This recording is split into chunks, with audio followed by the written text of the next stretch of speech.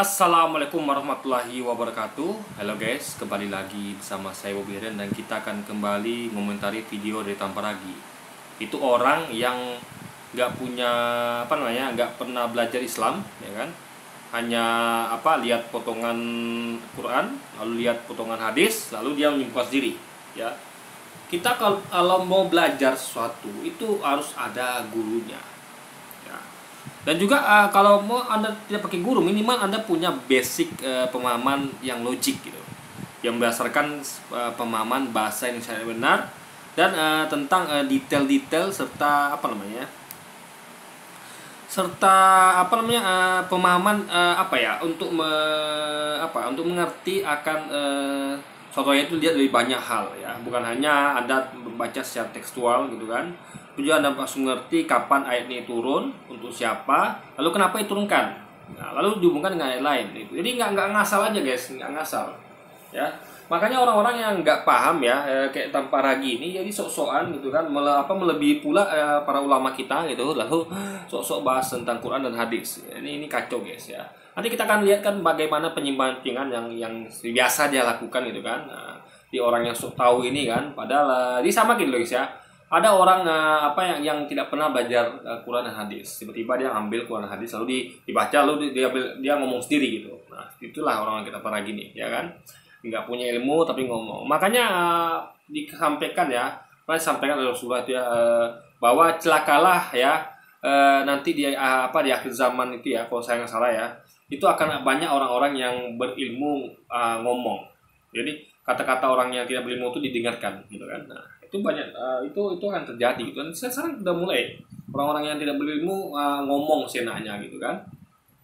Nah, kita akan langsung ke videonya, besok akan kita main tadi guys. Halo semua.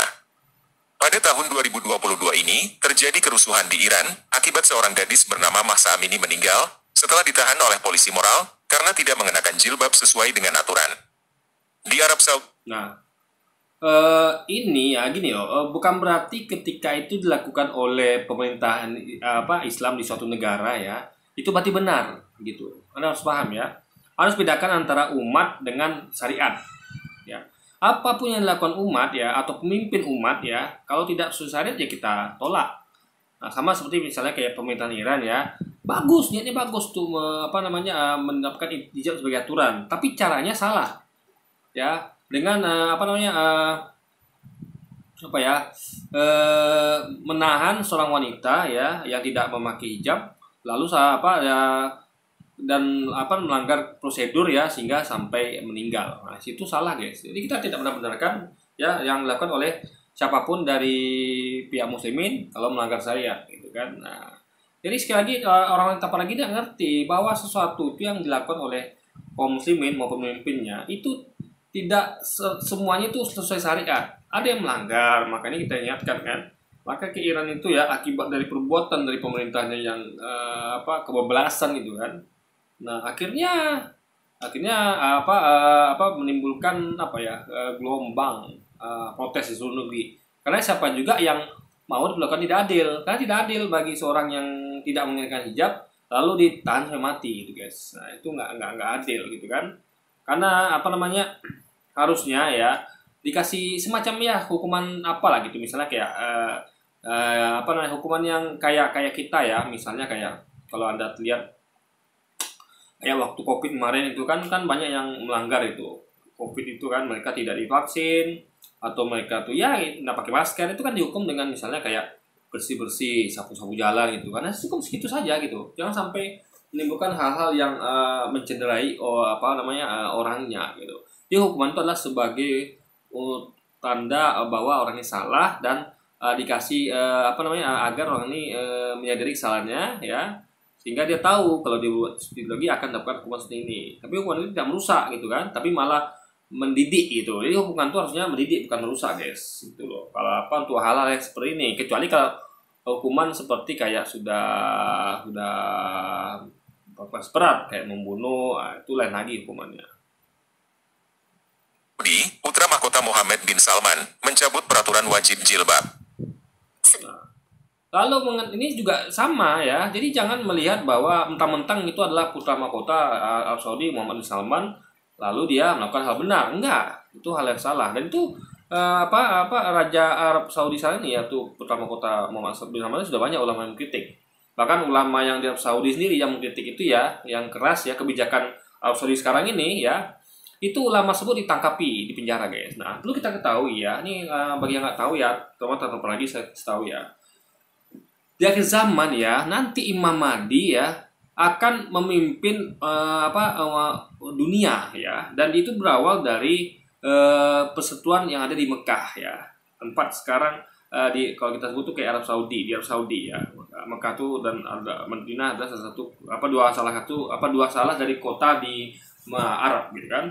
Nah, kota utama di Arab, Mekah dan Arab Saudi adalah kota-kota di Arab. Nah, di negara Arab Saudi. Nah, yang zaman nanti ya ada persekutuan antara putra mahkota dari Arab ini ya, dari negara Arab nih.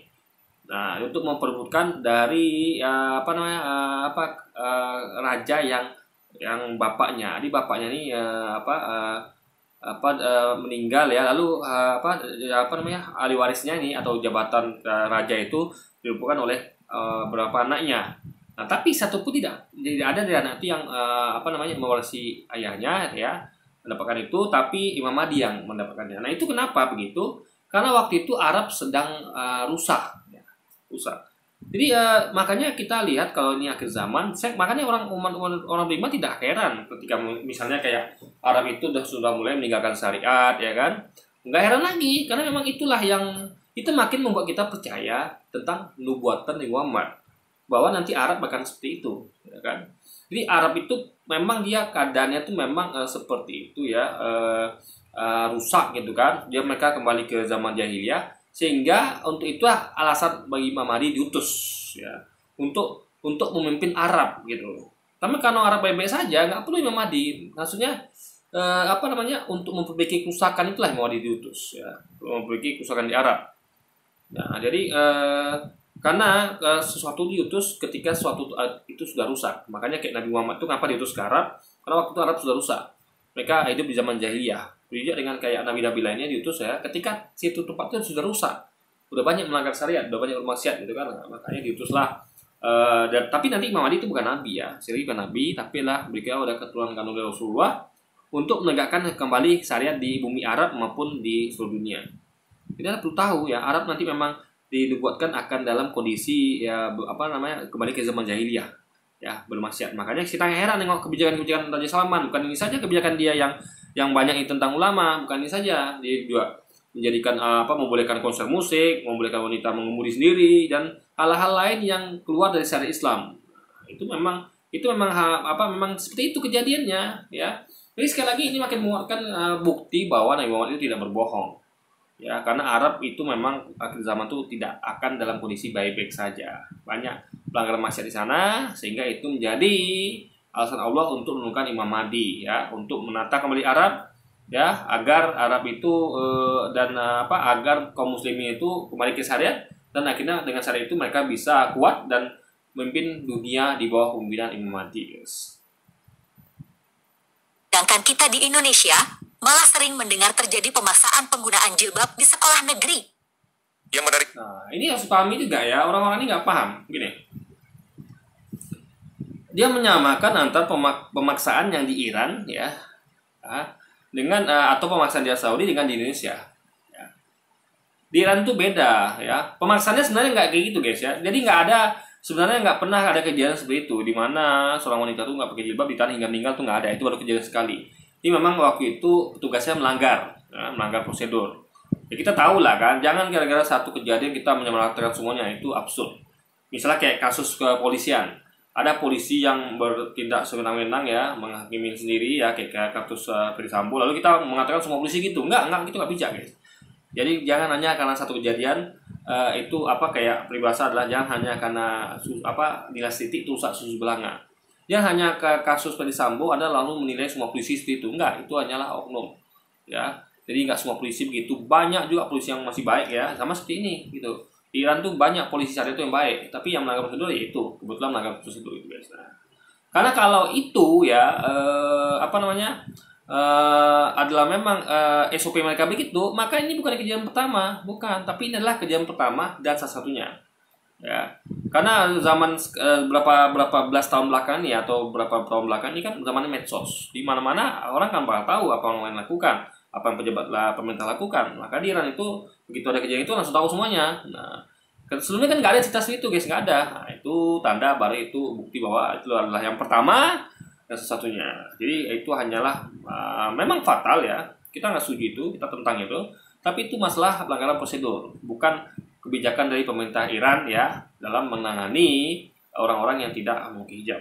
Nah, itu adalah kesalahan prosedur gitu yang dilakukan oleh oknum ya, bukan sistemnya seperti itu guys. Itu poinnya di situ harus dipahami. Lalu di Indonesia ya, Indonesia ini guys ya, Anda perlu tahu ya kenapa itu ada pemaksaan memakai jilbab di sekolah ya. Seperti kita tahu ya, Anda harus paham ya, di sekolah itu adalah namanya sekolah yang seragam. Mana tahu seragam ya, sekolah itu Anda jangan samakan sekolah itu dengan kayaknya orang kerja, atau bahkan orang kerja pun ada yang pakai seragam loh. Misalnya kayak saya bekerja di hotel ya, itu kami kalau bagian FB service ya, atau FB ya, bar atau FB banket itu memakai seragam. Orang front office juga pakai seragam, seragamnya masing-masing departemen gitu kan. Nah, bahkan manajernya berseragam semua, memakai jas yang rapi ya kan, pakai dasi, itu seragam para manajer. Itu adalah gunanya untuk keseragaman, agar terlihat serasi, agar terlihat enak dipandang ya kan, kesannya bersatu itu kan. Nah, jadi sama kayak kita, misalnya Indonesia tuh apa bahasa persatuan, ya bahasa Indonesia.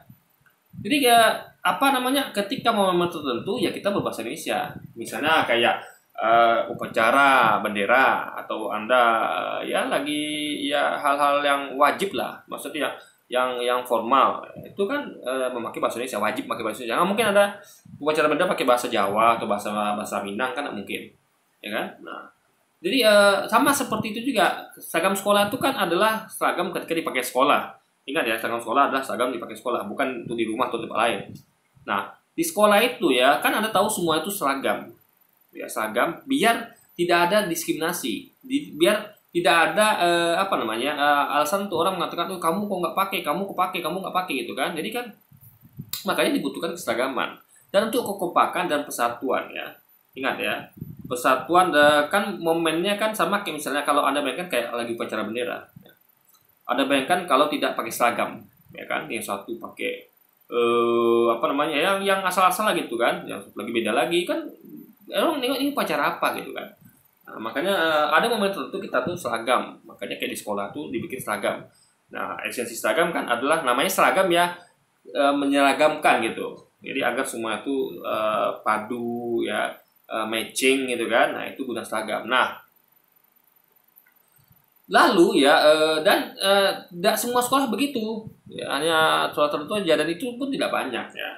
Nah, masalah gini, ada orang tuh yang mengatakan itu pemaksaan itu nggak boleh. Ingat loh, ada pemaksaan boleh nggak boleh. Saya terangkan ya, contoh kayak di sekolah atau di tempat kerja ya kan, atau di mana kan, setiap tempat itu punya aturan masing-masing gitu, ya kan. Jadi pemaksaan dalam rangka ada kerangka aturan nggak masalah, ya kan. Nah, selama itu tidak membuat orang lain itu melanggar apa yang menjadi larangan dia, paham ya? Misalnya ketika saya bekerja, ya saya dipaksa di situ, dipaksa harus jam 7 pagi, dipaksa harus kerja 8 jam minimal, dipaksa untuk pakai seragam untuk departemen saya, dipaksa untuk menggantikan ini itu, kan itu semua pemaksaan. Tapi tidak masalah selama tidak melanggar nilai-nilai saya. Misalnya nilai saya adalah saya itu adalah mengharamkan zina, ya kan, atau menghalalkan pacaran. Nah, itu perusahaan tidak akan menyuruh kita untuk melakukan hal itu. Kamu kerjakan ya, tolong kamu itu tidur sama wanita itu, atau kamu tolong pacari dia. Nggak ada seperti itu guys. Gitu. Tapi kalau ada ya, saya itu nggak boleh kan, itu pemaksaan. Ya. Lalu nilai apa lagi? Apa yang dilarang agama saya misalnya? Misalnya agama saya melarang saya untuk minum minuman keras. Ya, tiba-tiba ada peraturan di perusahaan ya, jam istirahat semua karyawan wajib minum minuman keras. Nah, itu jelas nggak boleh pemaksaan seperti itu ya, bahkan tuannya pun nggak boleh karena itu melanggar apa yang dilarang di agama saya, Atau misalnya kayak saya dilarang oleh orang tua misalnya kan waktu masih kecil ya, atau ya masih kayak apa SD SMP lah, saya dilarang untuk keluar rumah lewat jam 10 malam misalnya. Nah, itu tiba-tiba ada peraturannya di sekolah ya, ada apa mengharuskan siswa itu untuk belajar jam lewat 10 malam. Nah, itu nggak boleh, apalagi dipaksa. Kalau boleh untuk kita ya, kalau untuk yang orang tuanya nggak masalah kan nggak apa-apa. Nah, karena yang nggak boleh itu nggak kita boleh dipaksa guys. Dalam artian kita tuh terlarang tentang itu gitu loh. Kalau kita lakukan itu ada konsekuensinya. Misalnya kalau kita tidak marah sama orang tua, ya kan? Atau kalau kita belajar dalam agama ya, kita berdosa gitu. Nah, itu baru nggak boleh. Nah, konteks memakai hijab di sekolah ya, itu sama kayak seragam ya, di mana hijab itu ya, itu tidak melanggar syariat agama manapun. Nggak ada. Orang Kristen tidak ada dilarang pakai hijab, nggak ada. Orang Hindu Buddha nggak ada dilarang pakai hijab. Ada larangan itu nggak di agama lain, nggak ada. Ini beda kasusnya kalau dibalik ya. Nah, Islam itu melarang umatnya itu menyerupai umat agama lain, misalnya memakai salib, ya kan? Hal seperti itulah. Jadi aturan itu ada di Islam tapi nggak ada di agama lain, paham nggak? Sama misalnya gini, di keluarga saya ya, saya punya keluarga kecil. Nah itu saya melarang anak-anak saya ya, atau istri saya untuk keluar keluar rumah lewat jam 10 malam, ya kan? Nah ada keluarga juga yang nggak masalah itu, membebaskan anaknya keluar lewat jam 10 malam silakan, bahkan nggak pulang-pulang pun nggak apa-apa, bahkan pulang pagi nggak apa-apa gitu kan. Nah itu jadi ketika anak yang orang tuanya membolehkan itu ya, membolehkan pulang pagi atau nggak pulang-pulang, ngajak anak saya untuk pulang pagi juga atau nggak pulang-pulang 3 hari. Nah, itu dia nggak boleh melakukannya. Kenapa? Karena bagi anak saya itu terlarang. Kalau dilakukan dia melanggar aturan orang tuanya. Karena dia masih dalam pengawasan saya, masih dalam pendidikan saya. Nah, sehingga dia akan kena marah, gitu kan? Melanggar dari aturan orang tuanya. Itu nggak boleh dilakukan oleh anak yang dibolehkan orang tuanya untuk melakukan hal itu. Nah, tapi sebaliknya ya, ketika misalnya keluarga orang itu ya nggak ada aturan misalnya. Aturan misalnya yang tadi tuh kita balik lagi ya, aturan yang nggak boleh keluar rumah jam 10 malam lewat ya, atau nggak pulang 3 hari ya. Kebetulan kita ya, aturan saya kan tadi itu kan sendirian. Tapi kalau kita ada kepentingan, misalnya kita mau ada rekreasi, misalnya kita mau ke suatu tempat ya, nah itu kita liburan gitu kan, liburan kita 3 hari, misalnya kita mau 3 hari mau liburan ke kota Batu Malang misalnya kan. Nah, kita atau ke puncak 3 hari misalnya. Nah itu orang tuanya kan tidak ada larangan di situ, anaknya boleh nggak 3 hari pulang nggak apa-apa, asal ada berita misalnya gitu kan. Nah lalu anak kita mengajak anak dia, temani dong, ini sama papa mamaku boleh nih ngajak teman kami liburan, nanti entah itu biayanya saya nanggung atau dari keluarga dia gitu kan, dia dikasih uang saku. Intinya adalah yang penting dia tuh diajak untuk ikut kami untuk liburan misalnya ke puncak atau ke Batu Malang 3 hari guys, nggak pulangnya setelah 3 hari. Nah itu karena di keluarga tidak ada masalah. Nah itu kita boleh, anak saya tuh mengajukan itu ke dia, ngajak dia boleh gitu, karena bagi dia ketika diokekan pun tidak ada masalah, orang tuanya boleh gitu. Nah jadi asal harus paham ya, jangan dibalik-balik ya. Nah sama kayak jilbab, ketika tidak ada larangan untuk tidak berhijab di agama Kristen misalnya, agama yang lagi, nah itu tidak masalah kalau dipaksakan gitu loh, tidak melanggar dari ajaran agama Anda kan. Tapi jangan dibalik, sebaliknya umat Islam kenapa tidak boleh dipaksakan pakai kalung salib ya, karena itu terlarang di agama Islam. Jadi sesuatu itu ya, tiap agama tuh punya aturan masing-masing. Yang kita lakukan hanyalah berusaha untuk tidak melanggar aturan itu. Kalau aturannya tidak ada, ya nggak masalah dibuat. Ya kan? Misalnya dalam Islam dilarang pacaran. Ya jangan pacaran. Jangan langgar itu. Kalau di Kristen kan misalnya nggak ada larangan pacaran. Ya ada, silakan pacaran. Nggak ada larangan kok. Nah intinya adalah pemaksaan memakai hijab ya bagi non-muslim itu dengan alasannya tuh ada, yaitu untuk keseragaman. Namanya sekolah tuh adalah pemakai seragam bukan sekolah ya, juga sekolah aja, tapi juga kantor atau tempat formal lainnya itu menggunakan seragam. Itu agar seragam semuanya gitu. Nah, apalagi misalnya kayak foto ya. Dan setahu saya ya itu yang memaksa pakai jilbab itu ya, setahu saya itu waktu itu untuk wisuda saja. Pernah ada videonya itu ya. Saya komentari salah satu dari apologet Kristen ini, yang mana itu untuk kepentingan dari foto saja, foto untuk ijazah gitu, bukan untuk dipakai sehari-hari, enggak, ya kan? Nah, bukan dipakai sehari-hari, tapi untuk foto ijazah yang rame-rame, bukan foto ijazah ya, foto untuk wisuda yang rame-rame gitu. Nah, jadi biar kesannya kompak, iya pakai juga semua, hijab semua gitu, ya kan? Nah, cuman tentu nih orang kan mengatakan misalnya ya tentunya, oh berarti dia sudah mualaf ya. Nah itu kan tinggal diklarifikasi aja. Enggak, saya bukan mualaf kok. Itu kemarin kepentingan yang namanya untuk kepentingan biar kompak gitu kan. Jadi ini guys, jangan mempermasalahkan sesuatu yang tidak dipermasalahkan di agama Anda gitu. Kalau di agama muslim tidak ada masalah untuk pakai hijab, kenapa Anda masalahkan gitu loh? Karena jadi kalau Anda mau begitu ya, nggak mau ada pemaksaan oleh sekolah, paling itu tidak melanggar ajaran agama Anda atau melanggar nilai Anda, ya kan? Ya kan? Gini loh guys ya, yang kita tahu itu adalah contoh gini lah ya, kayak Biarawati, Bunda Maria itu kan berhijab dalam nama lain ya. Kalau sesana mau menyebutnya apa itu silakan, tapi faktanya mereka menutup auratnya seperti kaum muslimah gitu kan, kaum muslimin yang perempuan, Bunda Maria dan Biarawati. Nah itu berarti kalau kita nilai mereka adalah wanita suci kan. Bunda Maria itu wanita suci, Biarawati juga. Jadi Biarawati itu adalah, dan Bunda Maria itu adalah tingkatan wanita tertinggi dalam agama Kristen. Ya. Kenapa? Karena mereka suci. Ya, pertama mereka Bunda Maria itu ibunya Yesus. Biarawati lah orang-orang yang melayani di gereja. Ya, mereka tuh diasosiasikan sebagai wanita suci. Beda dengan jemaah gitu kan, yang levelnya tentu yang namanya melayani jemaah di melayani gereja itu beda dengan level dengan jemaah biasa kan. Nah, jadi kalau mereka saja sebagai wanita-wanita yang diakui yang tingkat levelnya berbeda dengan seluruh wanita Kristen gitu kan, di agama Kristen, bahwa mereka itu adalah pelayan Tuhan gitu kan, melayani gereja, melayani umat. Nah, itu jadi mereka saja begitu gitu. Jadi mereka bahkan diharuskan pakai itu kan. Biarawati kan harus pakai itu, ya kan? Nah itu kan seragam Biarawati juga. Di Biarawati itu memang dipaksa Biarawati. Mana boleh Biarawati nggak pakai yang kita sebut hijab coba? Kalau mereka sebutnya saya nggak tahu apa gitu kan. Nah itu kan pemaksaan juga. Di gereja itu ya Biarawati dipaksa untuk mengenakan yang kita sebut hijab. Kalau mereka nggak tahu sebutnya apa. Nah itu jadi kalau itu kok boleh gitu kan?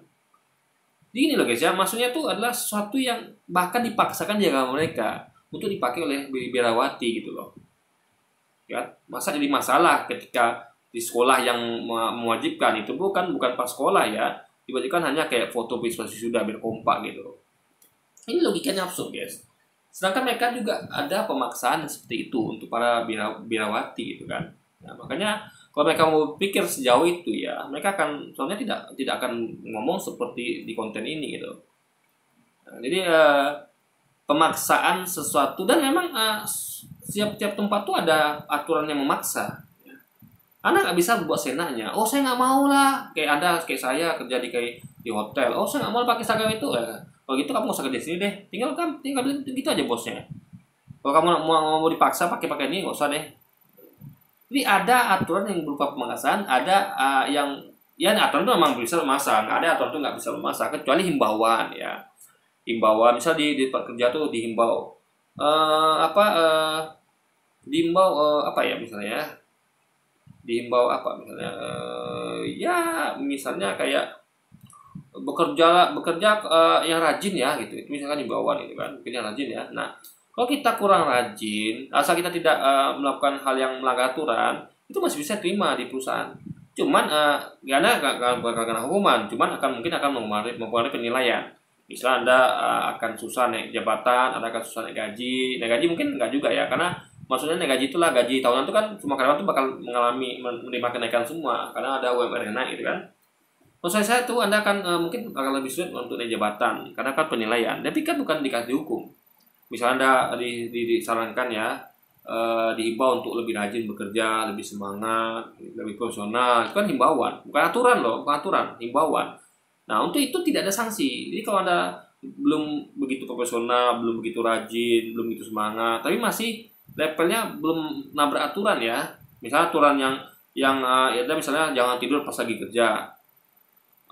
Itu kan melanggar aturan. Nah, kalau belum sampai pada level itu ya nggak masalah gitu. Ya, Anda tuh tetap tidak dihukum ya, karena masih dianggap masih layak bekerja di situ, tapi tentu penilaiannya akan berkurang gitu. Akan menunjukkan Anda tuh dinilai sebagai prestasi kurang. Jabatan mungkin agak sulit dan segala macam. Mungkin bahkan kalau ada karyawan yang lebih baik, Anda mungkin bisa digantikan. Tapi itu kan bukan suatu hukuman. Hukuman itu jelas misalnya Anda salah nih. Nah, tapi kalau sesuatu itu kan ada lebih baik, kenapa tidak? Jadi itu himbauan itu adalah bisa diganti dengan lebih baik. Misalnya perusahaan menemukan ada nih yang kira-kira calon lebih baik pada dia, kebetulan ya dia lalu diganti gitu kan. Nah, itu bukanlah soal hukuman, karena itu bukan kesalahan, hanya masalah ada lebih baik gitu ya kan. Dia sudah standar ini, maksud tuh nggak ada sampai ke batas hukuman, batas yang melanggar aturan. Tapi kalau ada yang lebih baik, bisa lebih baik dari itu lebih kompeten apa tidak gitu kan. Nah, itu di situ guys, masalahnya gitu kan. Sama kayak misalnya di klub bola deh, kalau gampang ya, kalau ada suka bola kan. Misalnya pemain bola tuh yang dia itu pemain bola ya, yang dia tuh yang dia tuh bermainnya sudah standar gitu, standar. Dia tuh tidak melakukan hal fatal, misalnya kayak kiper tuh blunder yang fatal gitu kan, sehingga dia karena blundernya itu ya dihukum. Atau misalnya melakukan indisipliner, misalnya dia tuh sering terlambat latihan, atau dia tuh bolos latihan, itu kan dihukum, itu jelas itu pelanggaran karena aturannya ada, nggak boleh tambah latihan, nggak boleh bolos gitu kan. Tapi kalau masalah main buruk ya, itu aturannya nggak ada. Setahu saya di bola tuh nggak ada aturan kalau main buruk dihukum ini, enggak ya. Karena namanya pemain bola manusia itu ada hari buruk, ada hari baik ya. Jadi kadang-kadang dia ketemu musuh yang superior gitu kan, atau mungkin dia bukan lagi masanya, misalnya dia tuh memang lagi kondisi mentalnya memang kurang baik kan. Kita kan pemain bola itu kan manusia biasa, mereka tuh kan bukan ditempatkan di camp militer, jadi mereka tuh tentu masih berbaur dengan keluarga, masih dengan lingkungan, jadi mereka tuh kan punya aspek psikologis mental. Maka itu di klub bola tuh ada fisioterapinya ya. Jadi itu bukan fisioterapi itu saya lupa, yang untuk mengecek mental pemain agar mereka tuh siap untuk bertanding dengan mental yang siap tempur gitu kan. Nah, jadi hal seperti itu guys. Jadi itu bukanlah bukanlah suatu hukuman kalau dia dengan buruk gitu kan. Cuman kalau ada nanti yang lebih baik, misalnya pemain ini cuman ini pemain kayaknya level standar nih. Nah, tiba-tiba ada pemain kayak Cristiano Ronaldo, lalu pemain ini jual ganti Cristiano Ronaldo, itu kan hukuman, bukan? Karena memang tiap-tiap perusahaan atau klub bola atau apapun itu akan mencari yang lebih baik gitu kan. Kalau bisa yang terbaik gitu untuk menggantikan karyawan atau pemain-pemain yang dimiliki saat ini. Dan itu bukan merupakan suatu hukuman, tapi memang agar ini perusahaan lebih baik ke depannya. Tapi yang hukuman itu adalah ketika melanggar aturan perusahaan. Itu harus dibedakan ya poinnya. Jadi misalnya pemain bola tadi itu melakukan tindakan disipliner gitu kan, yang atau melanggar memang peraturan yang dibuat oleh klub. Tapi kalau masalah main buruk itu nggak ada aturan klub yang menghukum Anda kalau Anda main buruk, nggak ada ya. Karena main buruk itu bukan faktor sesuatu yang dapat kita kontrol ya. Main buruk, hari buruk yang bisa kita kontrol adalah tentang disiplin. Anda latihan tepat waktu, tidak pernah bolos, latihan dengan ibaratnya diatur supaya Anda tuh latihannya semangat dengan materi latihan yang baik, yang berpotensi untuk meningkatkan sukses itu kan, tinggal mengasah skill Anda dan segala macam, kekompakan Anda segala macam. Nah, ketika hari pertandingan berlangsung itu belum tentu semua yang kita pelajari itu atau dilakukan sehari-hari itu ini dengan mulus, belum tentu. Kadang-kadang kita melatih hal ini, rupanya lawan melatih hal sama juga, atau mereka melatih sesuatu untuk mengcounter itu. Nah, jadi nggak bisa kalau, dan memang nggak pernah juga kalau ada aturan yang seperti itu, yang kalau main buruk itu akan dihukum gitu kan. Nah, Jadi itu logika guys ya tentang hal ini. Adalah penggunaan kata jilbab di Indonesia juga sebenarnya salah kaprah. Jika kita melihat foto para siswi ini, kita sudah terbiasa berkata bahwa mereka mengenakan jilbab. Padahal, jika kita menggunakan arti secara literalnya, berkata bahwa mereka mengenakan jilbab, sebenarnya juga kurang tepat. Oleh sebab gini guys ya, jilbab itu adalah basicnya nutup aurat. Ya, kulit kita nih tertutup. Ya, udah tutup kulit aja udah, itu jilbab. Ya, cuman ada jilbab tuh yang sempurna pemakaiannya, ada yang kurang sempurna. Itu aja poinnya. Dia ada jilbab tuh yang saking sempurnanya dia nutup sampai ke dada gitu. Itu yang jilbab sempurna. Bahkan ada lagi yang meyakini bahwa yang sempurna itu adalah sampai menutupi seluruh badan. Nah, gitu.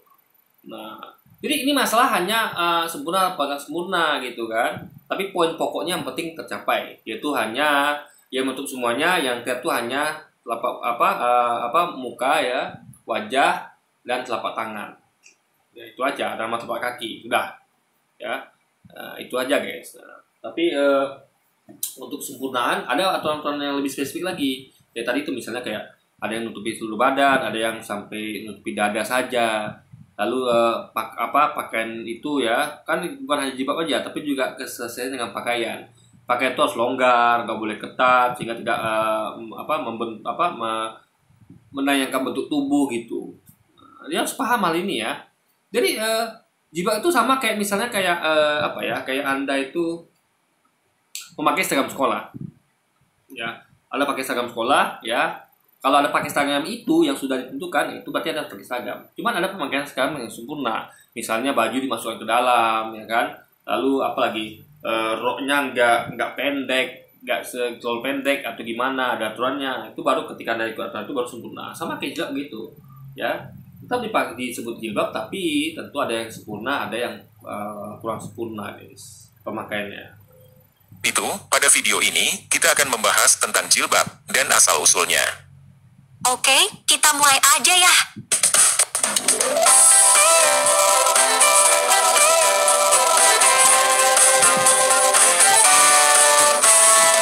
Tanpa lagi minta dana guys, sumbangan ya kan. Aduh, kasihan orang yang nyumbang guys, digunakan tuh bikin konten seperti ini gitu kan.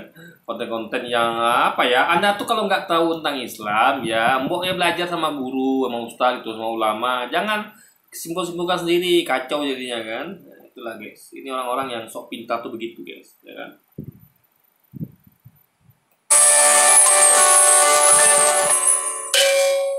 Nah, sebenarnya ada 3 kata berbeda yang rancu dan terkadang dianggap sama.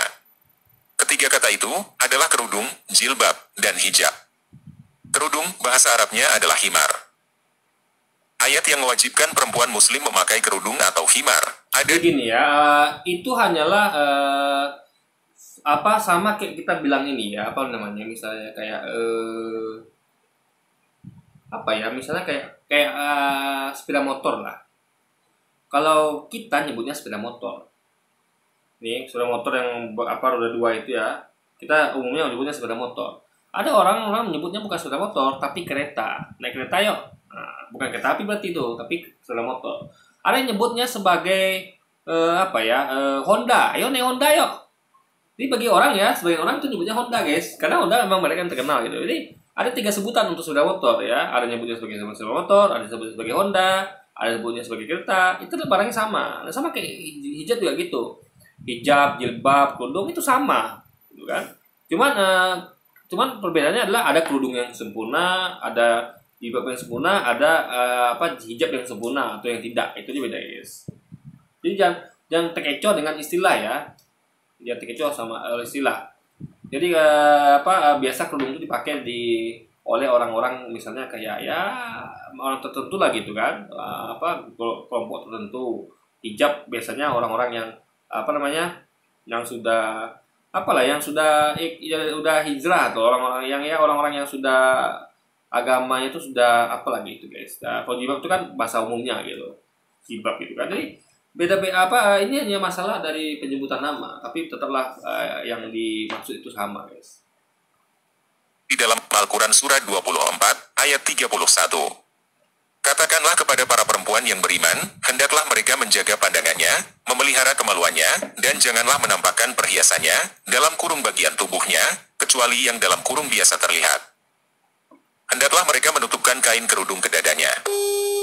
Hendaklah pula mereka tidak menampakkan perhiasannya, dalam kurung auratnya, kecuali kepada suami mereka, ayah suami mereka, putra-putra mereka, putra-putra suami mereka, saudara-saudara laki-laki mereka, putra-putra saudara laki-laki mereka, putra-putra saudara perempuan mereka, para perempuan dalam kurung sesama muslim, hamba sahaya yang mereka miliki, para pelayan laki-laki dalam kurung tua, yang tidak mempunyai keinginan dalam kurung terhadap perempuan, atau anak-anak yang belum mengerti tentang aurat perempuan. Hendaklah pula mereka tidak mengentakkan kakinya. Nah ini ya ditujukan untuk kebaikan. Setiap ayat Quran atau hadis yang turun, ayat Quran maupun hadis itu ya, itu ditujukan untuk kebaikan. Jadi gunanya apa? Agar terhindar dari maksiat semuanya, agar aman. Jadi bayangkan ya, kalau ada wanita yang tidak menjaga pandangan, ya, nanti tidak memelihara kemaluan, apa yang terjadi? Dia pandang laki-laki sebebas-bebasnya, ya, tidak tundukkan pandangan, sehingga laki-laki menilai ini wanita, ini liar nih berarti kan. Semua laki-laki diliatin, ya kan, bebas, dipandangi semuanya, gitu kan. Anda bayangkan seperti itu coba, apa yang terjadi? Kan, laki-laki menangkap sinyal, ini wanita, kayaknya bisa lah gitu kan. Masa tuh wanita liar nih. Kalau laki-laki juga seperti itu, tapi laki-laki itu kan juga baik. Ini adalah itu bisa memancing suatu hal yang tidak baik, ya kan. Lalu tidak menjaga kemaluan. Sama kayak ya bebas saja gitu, mau bergaul dengan siapa saja, tidur dengan siapa saja, itu kayak dalam hal tidak menjaga kemaluan. Lalu kenapa hendaklah mereka menutupkan kain kerudung ke dada? Karena dada ini aurat guys ya. Anda tahu ya, sesuatu yang suka dilihat laki-laki itu biasanya ya adalah ada 3 bagian yang membuat laki-laki itu yang lebih spesifik itu ya, sebenarnya ada lebih sih, yang tempat-tempat yang membuat laki-laki itu kalau kita katakan itu mungkin terangsang atau ya bergairah lah, misalnya kayak dada, bokong gitu kan. Itu kan maksudnya yang menonjol, ingat ya, menonjol ya. Jadi kalau Anda tidak pandai-pandai menyembunyikannya, dia akan kelihatan. Tapi kalau kemaluan kan tidak. Kemaluan itu kan tidak menonjol ya. Kemaluan apalagi, paha kan tidak menonjol. Paha, kemaluan tidak menonjol. Yang menonjol itu tubuh wanita, yang menjadi laki-laki ya, yang harus benar-benar baik-baik di apa. Yang lain bukannya enggak apa. Cuma karena posisi yang menonjol ya, ingat. Yang menonjol itu dada dan bokong. Kalau ini kita ngomong agak dewasa sedikit guys, tapi kalau kemaluan atau yang bagian lain yang bikin laki-laki bagian itu kan kayak kemaluan wanita atau pahanya mulus gitu kan. Nah itu kan bukan sesuatu yang menonjol ya. Ibaratnya Anda asal pakai tutup aja itu nggak kelihatan paha Anda, tonjolan itu nggak kelihatan, tonjolan paha, tonjolan kemaluan nggak kelihatan kalau Anda pakai pakaian yang normal. Tapi kalau khusus bokong sama dada, kalau Anda pakai pakaian normal aja nggak cukup ya. Dada itu kan akan menonjol, bokong akan menonjol. Makanya perlu sesuatu yang menutupi yang longgar. Makanya itulah namanya hijab. Jadi hijab itu makanya hijab yang baik sempurna itulah selain turunkan sampai dada ya, tapi juga sampai ke bokong. Ada yang muslimah itu yang memakai hijab itu sampai ke menutupi bokongnya juga. Karena itu adalah untuk menutupi sesuatu yang menonjol sehingga tidak nampak lagi tonjolan itu loh. Ngerti nggak Anda maksudnya? Jadi meskipun ada tutupi nggak nampak dia, bokong itu nggak nampak sama dada nggak nampak. Nah, tapi beda nggak nampak dengan nampaknya kemaluan atau paha beda, karena itu menonjol. Jadi meskipun nggak nampak isinya, tapi nampak tonjolannya dada sama bokong. Makanya perlu disempurnakan dengan memakai hijab atau pakai jilbab yang tutup dada sampai ke bokong guys. Itu poinnya situ gitu loh. Ini kesempurnaan ya, menutupi dengan sempurna. Ya kan? Ngerti nggak maksudnya? Misalnya kayak gini. Misalnya Anda ingin menutupi suatu tempat biar curiga, biar merampok nggak curiga. Kalau situ ada benda berharga, ya kan? Nah, Anda bisa tutup dengan tirai aja bisa, gitu kan? Masa tuh kalau kita maksudnya gini ya, tempat yang maksudnya tuh yang misalnya istilahnya? Kita hanya pengen kita masih buka toko misalnya, tapi kita nggak mau benda itu tuh yang berharga sekali itu kayak ada penjualan yang orang itu yang saking berharganya kayak apa lah ya, penjual apa gitu kan, saking berharganya sehingga itu ditutupin tirai biar orang itu tidak melihat, tidak memancing pencuri untuk melihat gitu kan. Nah itu apa namanya, kalau menonjol ya, misalnya menonjol kan perlu di double tirainya biar yang tonjol itu nggak nampak. Itu orang, kalau orang ditutup aja orang kan memang nggak nampak, tapi kan kalau menonjol misalnya kayak bisa kayak apa, ada orang nutup apa lah misalnya kan kayak apa, bukan gitu lah gampangnya. Misalnya kayak anak ingin nutupin satu, misalnya Anda pengen bungkus apa ya benda menonjol misalnya kayak apa ya benda menonjol ya, misalnya kayak suatu benda yang ada tonjolannya, lalu Anda pengen membungkus dengan kain misalnya gitu kan. Nah kalau bendanya itu tidak ada tonjolan ya, itu tutup kainnya sudah cukup, orang nggak tahu isi dalamnya apa karena ada tonjolannya. Tapi kalau benda itu ada tonjolan ya, misalnya kayak apa lah yang gampang ya, yang kayak kipas angin lah misalnya. Kipas angin itu kan ada bulatannya. Nah itu orang kalau Anda tidak tutup itu orang tahu oh itu kipas angin gitu kan. Nah jadi sama kayak itu. Jadi kalau ada tonjolan kan orang tahu oh itu bokong, itu dada misalnya kan. Nah, tapi kalau ditutup lagi dengan hijab ya yang longgar, itu orang nggak tahu dadanya di mana, bokong di mana. Masa tuh letak persisnya. Orang tahu dia pasti dari situ, dari bokong itu, tapi tidak nampak tonjolannya gitu. Jadi dia tuh nggak bisa membayangkan, karena gini kan, orang tuh kan membayangkan sesuatu tuh yang nampak dan yang agak setengah nampak. Misalnya kayak gini, kalau anda pernah lihat nggak, misalnya kayak ada ini video dipajang ya, apa ya, kita akan bikin banyak part ya, saya sengaja ya, kalau gini, kalau video tuh saya pengennya memang detail sendiri guys, jadi nggak apa-apa kita bikin beberapa part gitu kan, satu video ini aja nggak masalah gitu kan, daripada saya bikin cepat-cepat gitu kan, lalu nggak detail juga nggak enak juga. Maksudnya tuh biar anda paham, saya kasih banyak ilmu deh sama anda, analogi dan pemikiran-pemikiran. Jadi kayak anda tahu kayak misalnya mau ada showroom mobil, misalnya teaser mobil konsep mobil anggaplah mobil Toyota yang generasi terbaru, cuman belum tunjukkan publik, hanya dikasih apa aja, masih siluet, masih masih bentuk kain gitu kan. Nah tapi karena mobil kan ada tonjolannya kan. Nah orang misalnya mobil Toyota, orang kan tahu, misalkan orang kalau di Toyota kan tahu mobil-mobil Toyota. Nah biasa kan mobil-mobil terbaru kan misalnya kayak penerus dari Avanza kan, tentu kan nggak jauh dari model Avanza yang lama, pasti ada mirip-miripnya juga gitu kan. Nah jadi orang tahu misalnya mobil Avanza, atau misalnya kayak mobil sedan Toyota Toyota Vios misalnya kan, orang tahu sedan berarti kan, dan mirip Vios. Kalau yang terbaru tetap ada ciri khas Viosnya yang lama gitu kan. Nah jadi kalau jika ditutup saja pakai kain ya kan, orang itu masih bisa berfantasi. Misalnya kayak mobil sedan Vios ya, yang tahun itu baru, nah tutup pakai kain. Kain itu masih menampakkan tonjolan kan dari mobil itu kan, masih nampak tonjolannya. Oh nampak itu sedan. Oh ini kayaknya dia memang orang nggak tahu itu mobil apa, hanya ngira-ngira gitu guys, masih berkhayal. Itu kayaknya sedan Vios deh, karena tonjolannya seperti itu. Memang kita nggak nampak mobilnya, tapi kan nampak di tonjolannya. Nah berarti kan kita masih bisa fantasi. Tapi kalau mau hilangkan fantasi total, ya ditutup hingga nggak nampak tonjolannya. Jadi kain itu betul-betul menutupin sempurna sehingga tidak nampak tonjolannya.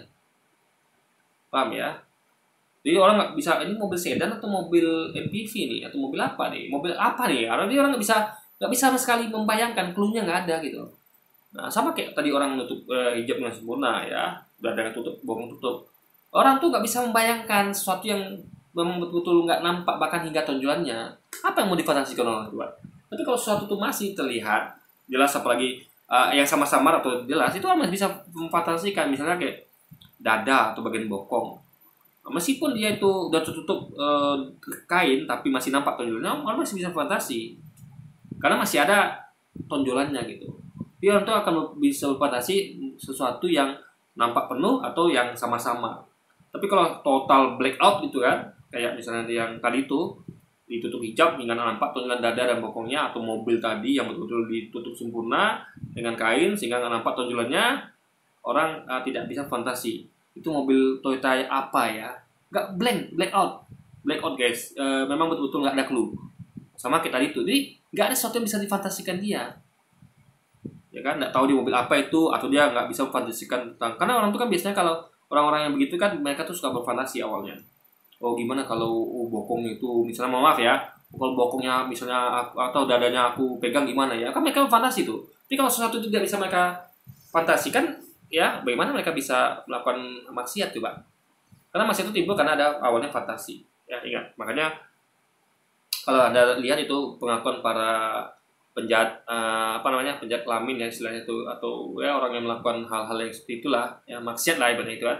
Mereka tuh pasti alasannya kalau tidak saya melihat auratnya itu singkap, entah melihat paha mulus, entah melihat dadanya, entah melihat bokongnya gitu kan, atau dia nonton film porno. Pasti ada pemicunya, perangsang pasti ada yang bikin dia tuh berfantasi gitu kan. Nah, karena orang tuh tidak mungkin dalam sesuatu kalau tidak berfantasi dulu, ya kan? Paham ya? Dia butuh fantasi, orang tuh melakukan sesuatu tuh butuh fantasi. Ya. Kalau saya misalnya saya tidak mungkin makan pergi tiba-tiba pergi makan ini beli makan yang tertentu, misalnya kayak rendang misalnya. Kalau saya nggak berfantasi dulu, makan rendang enak ya. Tapi kalau saya tidak berfantasi dan tidak membayangkan tentang makanan apapun sama sekali, ya saya tinggal beli. Apa yang ada saya beli, saya makan gitu kan. Nah, sama kayak saya makan tiap hari guys, sekarang nggak berfantasi. Apa yang ada saya makan. Ada mie ya saya makan mie, ada misalnya sambal tempe teri ya saya makan itu. Tapi kalau saya berfantasi nih, kayaknya enak makan rendang. Nah, saya kan kemungkinan juga saya bukan pasti ya, bisa juga tapi karena fantasi awalnya bisa jadi saya akan beli rendang. Tapi kalau nggak ada fantasi, yang memicu itu nggak mungkin saya beli rendang mendadak gitu tanpa ada dipicu fantasi sebelumnya guys. Nah itu logikanya. Agar diketahui perhiasan yang mereka sembunyikan. Bertobatlah kamu semua kepada Allah, wahai orang-orang yang beriman, agar kamu beruntung. Sedangkan, ayat yang mewajibkan perempuan muslim memakai jilbab, ada di Al-Quran surat 33, ayat 59. Wahai Nabi dalam kurung Muhammad, katakanlah kepada istri-istrimu, anak-anak perempuanmu, dan istri-istri orang mukmin, supaya mereka mengulurkan jilbabnya ke seluruh tubuh mereka. Nah ini lebih bagus lagi nih, ya kan? Jilbabnya tutupi seluruh tubuh, sehingga tonjolan manapun itu tidak akan kelihatan. Jadi kita yang perlu kita ketahui ya, bukan hanya nampak kulit saja, tapi juga tonjolan. Ibaratnya sesuatu yang bisa membuat orang tuh berfantasi. Ya. Itu dihilangkan betul-betul, kesempatan orang untuk berfantasi dihilangkan betul. Jadi kayak mobil tadi ya, kenapa itu dengan sempurna nggak nampak, bahkan tonjolan pun nggak nampak. Kita nggak bisa fantasi, itu mobil Toyota yang mana gitu ya. Orang yang penyuka Vios kan, kalau dia nampak tulisannya kan, oh itu pasti Vios tuh. Gimana kalau saya beli mobil itu ya? Pasti enak, karena saya penggemar Vios itu kan. Cuma kalau ditutup betul dengan sempurna, kan nampak itu mobil apa? Gimana dia berfantasi? Apa yang bisa diperhatikan? Oh itu kayaknya Vios deh. Dia nggak tahu blackout gitu guys. Nah itu poinnya ya. Jadi poinnya sesuatu tuh, jadi Islam tuh mengajarkan sesuatu tuh bukan hanya baik, tapi juga sempurna kebaikannya, sehingga menutup peluang betul-betul sama sekali untuk orang-orang melakukan kejahatan, karena fantasinya, tadi peluang celah itu kan namanya fantasi. Orang tuh melakukan sesuatu bukan hanya kejahatan ya apapun itu kan awalnya dari fantasi. Nah itu ditutup dengan sempurna oleh syariat Islam, sehingga tidak ada sedikitpun peluang bagi orang ini untuk bermaksiat atau melakukan hal-hal yang menyimpang guys. Yang demikian itu, agar mereka lebih mudah untuk dikenali, sehingga mereka tidak diganggu. Allah Maha Pengampun lagi Maha Penyayang. Nah, dikenali sini ya, poinnya tentu dikenali sebagai orang-orang yang beriman. Ciri orang beriman adalah seperti itu, memakai hijab bagi muslim. Juga dikenali sebagai orang-orang yang soleh. Karena kalau kita ngomong tentang orang asosiasi orang soleh suci, ya mungkin Anda lihat orang yang terbuka auratnya itu orang soleh, orang suci kan? Enggak. Pasti ada patokan Anda kalau ngomong orang suci ya. Kalau bagi kaum muslimin itu orang yang pakai hijab memang. Ya, semakin baik itu hijabnya ya. Itu berarti orangnya suci. Tapi ingat ya, itu pandangan pertama. Ada namanya suci dari lahir, dari penampilan, suci dari perbuatan. Itu beda lagi. Jadi kalau kita ngomong tentang suci dari penampilan, yaitu dia pasti harus memakai hijab yang akan menutupi seluruh tubuh. Berarti dia suci secara penampilan. Tapi kalau misalnya dia masih berbuat maksiat, berarti dia tetap suci dari penampilan tapi nggak suci dari perbuatan. Jadi harus bedakan. Jangan mentang-mentang dia misalnya berbuat maksiat lalu pakai jilbab yang sempurna untuk Anda katakan itu dia bukan suci. Dibedakan ya. Tetap suci penampilannya tapi tidak suci perbuatannya. Nah, kalau di Kristen tentu ya wanita suci itu patokan kita adalah Birawati dan Bunda Maria. Gitu loh guys. Jadi penampilan itu penting ya untuk menentukan ada suci atau tidak suci gitu guys. Ya, mereka tidak diganggu. Iya, tafsir Tahlili Jadi menjelaskan, siapa yang mau ganggu wanita suci coba? Orang guys ya gini, orang punya, kita orang normal tuh logikanya gini ya. Kita tuh tidak akan mau ganggu orang yang nggak mau diganggu, paham ya? Nah dalam termin wanita tuh kan atau orang itu kan yang membuka peluang dirinya diganggu adalah orang-orang yang yang tidak kelihatan seperti orang suci lah. Ya. Misalnya kayak misalnya kita tahu lah kan kalau orang sudah seperti Biarawati atau kayak Bunda Maria atau Muslimah itu mereka ya saya kasar mata ya, kita nggak lihat dari misalnya perbuatannya, kita cuma lihat penampilannya saja dulu kan. Kalau misalnya nilai ini kayaknya ini orang-orang suci nih, memang dia tuh memang kalau anda mengajak pacar pun ada ragu, mau nggak dia pacaran sama saya? Karena dia aja begitu, berusaha untuk jadi berpenampilan suci gitu kan, berpenampilan baik gitu guys. Nah, jadi anda tuh akan orang normal tuh akan tidak akan mengganggu cenderung tidak mengganggu orang yang tidak mau diganggu. Dia akan dengan gampang mengganggu orang yang memang menampakkan diri memang suka diganggu. Misalnya contoh kayak misalnya ada janda nih. Janda ya, kalau janda itu dia baik, tutup aurat, dia memang sama laki-laki itu memang gak open, maksudnya dia itu betul-betul gak adalah membuka peluang pada laki-laki. Itu beda dengan janda nakal, beda. Anda tahu ya, ada janda yang memang kata orang tuh nakal gitu kan. Dia memang sengaja berpakaian seksi, dia sengaja matanya liar, memandang laki-laki. Ya itu kan beda. Laki-laki kan menilai beda dengan dua orang janda ini. Akan menilai beda. Oh ini janda nakal ini, makanya istilah janda nakal kan. Atau kalau saya janda deh, mungkin janda tersinggung pula kan. Wanita deh. Nah kalau ada ngomong wanita baik-baik, Anda kan bisa asosiasikan dari penampilannya seperti apa. Jadi kalau ada ditanya nih, wanita baik itu seperti apa? Nah, kalau di sisi penampilan pasti bisa didefinisikan. Nah, ketika dikatakan wanita nakal seperti apa? Pasti bisa didefinisikan. Itu pokoknya ketika kita bahas penampilan ya, beda jangan ada bawakan samakan nanti dengan perbuatan.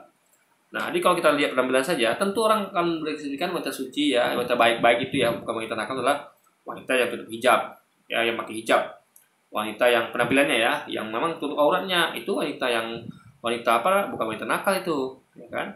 Nah, tapi orang kalau lihat kan ini tuh buka auratnya, apalagi pakai rok pendek gitu kan, ini wanita nakal nih. Jadi entah salah atau benar dalam hal perbuatan gitu kan, kita kan nggak bisa menyamakan antara penampilan dan perbuatan. Tapi dari penampilan kita bisa tentukan. Apalagi kalau perbuatannya sesuai dengan penampilannya, dia berjilbab, lalu dia perbuatannya juga suci, itu alhamdulillah gitu kan. Nah, tapi kalau misalnya dia berjilbab tapi perbuatannya masih maksiat ya, kita tinggal ubah kelakuannya saja, tapi penampilan sudah oke, sudah bagus gitu kan. Jadi gitu guys, jadi penampilan seorang itu akan menentukan siapa dirinya, membuat orang misal kayak orang yang berpenampilan rapi, ya kan. Nah, orang tahu nih orang ini kalau dia penampilan rapi nih, ya kan, ini berarti orangnya nih nggak suka kotor-kotor nih. Jadi kalau gitu kita jangan ajak dia ke tempat-tempat yang kotor. Kita ajak di tempat rapi. Kalau orang yang rapi ya, yang autan ya, nah ini orang berarti nggak suka tempat-tempat rapi nih. Kita ajak dia tempat-tempat yang kurang rapi. Misal kalau ada mau kayak mau makan lah. Kalau orang yang memang nggak rapi ya, Anda lihat memang biasa aja, Anda bisa ngajak dia makan ke tempat yang biasa. Tapi kalau orang rapi, Anda nggak bisa makan sembarangan. Anda harus pilih tempat yang juga bersih, yang apa gitu kan. Nah, karena itu dari penampilan guys. Nah itu dia penampilan seorang itu bisa mencirikan siapa orang itu, apakah dia orang yang baik-baik atau nakal atau apapun itu ya, itu bisa dinilai awal dari penampilan gitu guys. Meskipun nggak sepenuhnya benar, tapi untuk awalnya adalah itu. Jadi kalau Anda kesulitan menilai orang ini seperti apa ya, karena itu kan perlu proses panjang, Anda kenal perbuatannya dulu. Tapi kalau Anda nggak punya waktu, maksudnya kalau di awal-awal ya kita tentu lihat dari penampilan dulu gitu guys. Baru kita melihat perbuatannya gitu kan. Karena bisa dilihat di awal itu adalah penampilan, bukan perbuatan dulu. Karena makanya ada istilah pandangan pertama, itu yang dilihat penampilan, bukan perbuatan dulu guys. Allah memerintahkan kepada seluruh kaum muslimat, terutama istri-istri Nabi sendiri dan putri-putrinya, agar mengulurkan jilbab ke seluruh tubuh mereka. Hal itu bertujuan agar mereka mudah dikenali dengan pakaiannya, karena berbeda dengan jariah, dalam kurung budak perempuan, sehingga mereka tidak diganggu oleh orang yang menyalahgunakan kesempatan. Seorang perempuan yang berpakaian sopan akan lebih mudah terhindar dari gangguan orang jahil.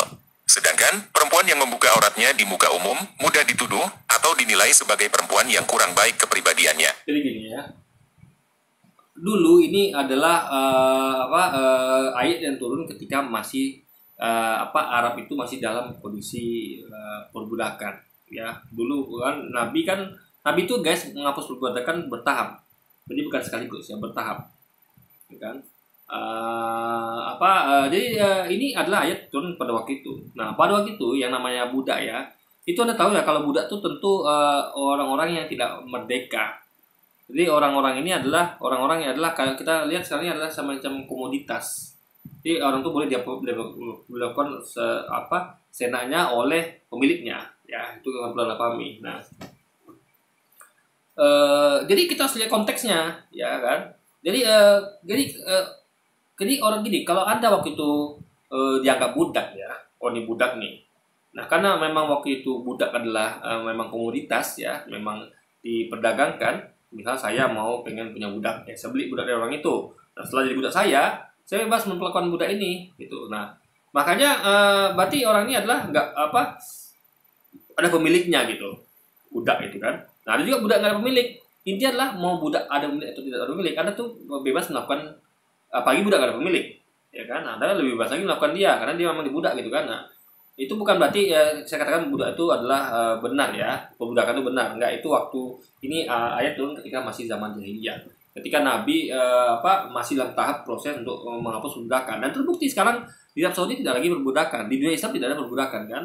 Karena Nabi yang menghapus. Sementara perbudakan itu masih ada. Kalau Anda lihat penjajahan di Afrika, penjajahan Eropa atas Amerika, penjajahan Eropa atas Amerika itu kan terjadinya berapa abad setelah abad Nabi Muhammad atau beberapa abad sebelum kita, itu masih ada perbudakan loh. Sedangkan Nabi Muhammad itu sudah menghapus perbudakan, sementara zaman yang agak modern ya, waktu penjajahan Eropa terhadap Afrika dan Amerika ya, itu jauh melewati zaman Nabi, itu masih ada perbudakan yang kita sebut sebagai perbudakan modern.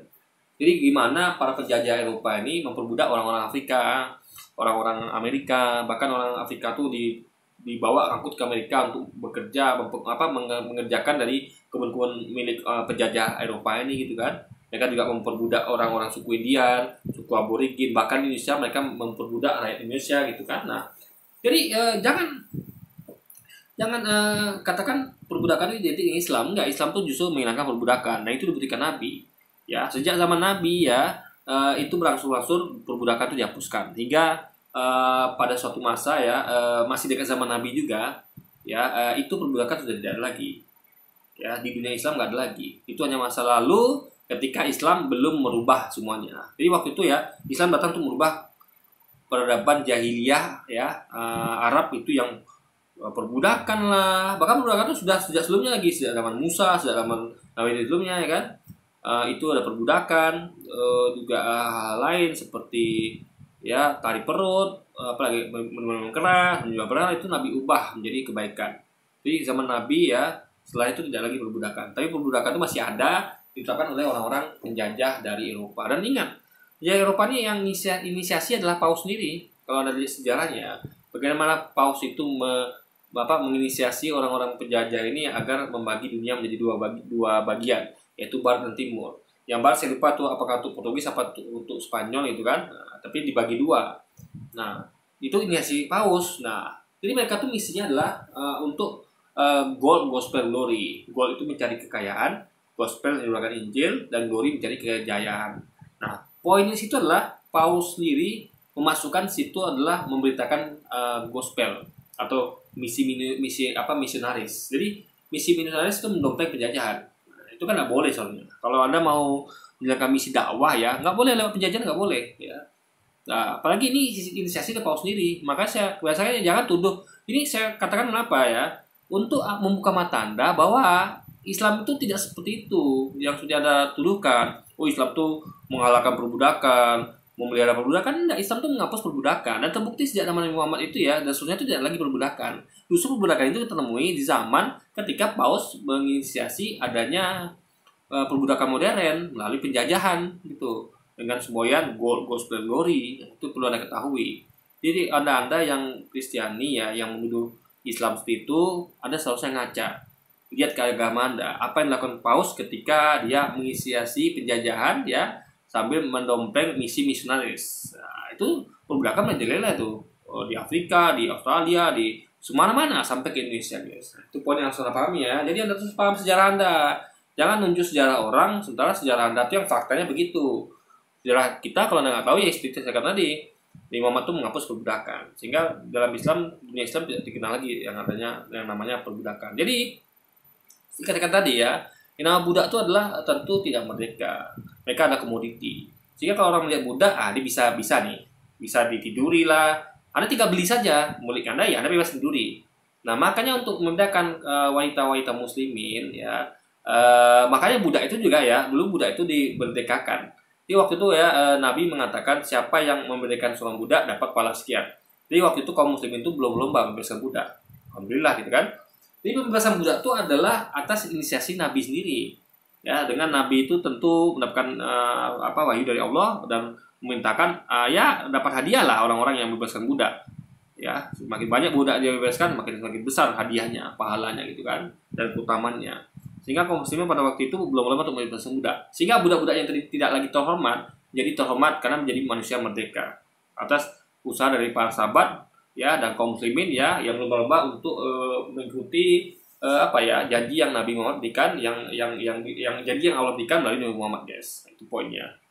Jadi itu kenapa waktu itu ya budak seperti itu, mau bilang apa lagi ya kan? Waktu itu memang seperti itu mindset orang tentang budak. Ya budak itu adalah komoditi, bisa diperdagangkan. Kalau mau tidur sama budak ya Anda tinggal beli budak itu. Apalagi kalau budak itu bebas, bukan milik siapa, ada bebas menidurinya atau melakukan apapun sama dia gitu kan, pelak dia gitu. Nah, makanya biar orang itu tahu, oh ini bukan budak ini. Berarti ibaratnya ini bukan komoditi, ini adalah milik orang. Maksudnya itu bukan milik orang dalam hal kayak budak tadi, tapi memang entah itu anaknya atau orang ibaratnya bukan budak lah gitu guys. Orang yang tidak bisa dilakukan seperti budak itu maksudnya guys. Nah, jadi orang tahu, oh ini budak, ini bukan budak gitu. Itu gitu guys. Sama kayak misalnya kayak tahanan. Kenapa pakai seragam tahanan kenapa tidak? Orang tahu, oh ini tahanan nih. Berarti ini adalah orang-orang ini narapidana nih. Sehingga orang akan tahu dalam menghadapinya. Ketika dia melihat ada banyak orang pakai baju narapidana, berarti ini orang ini apa nih? Berarti adalah orang-orang yang melanggar hukum.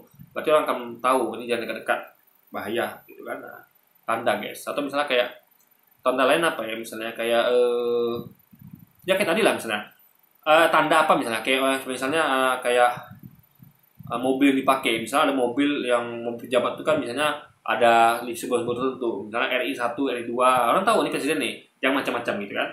Jadi kalau mobil biasa kan orang nggak tahu mobil siapa nih kan. Lagi mobilnya jelek gitu kan. Nah, ini mobil orang biasa nih. Nah, makanya itu untuk membedakan ya.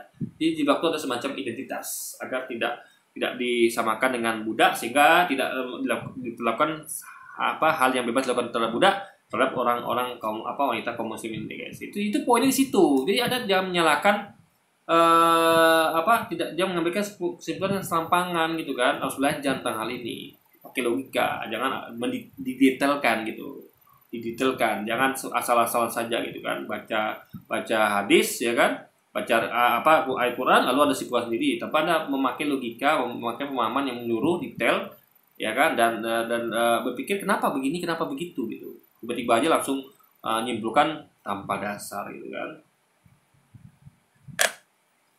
Bagi orang yang pada masa lalunya kurang hati-hati menutupi aurat, lalu mengadakan perbaikan, maka Allah Maha Pengampun lagi Maha Pengasih.